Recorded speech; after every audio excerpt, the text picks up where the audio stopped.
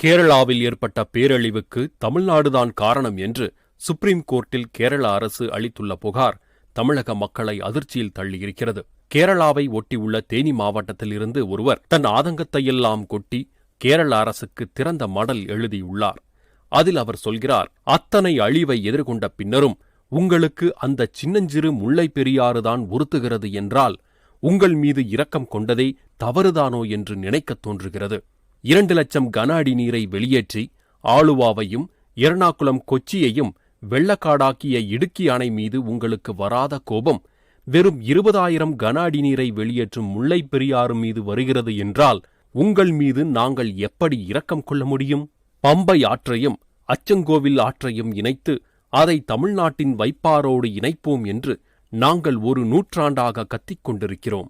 அது உங்கள் செவிகளில் ஏறியிருந்தால் பம்பை இன்று வெள்ளக்காடாக மாறியிருக்காது.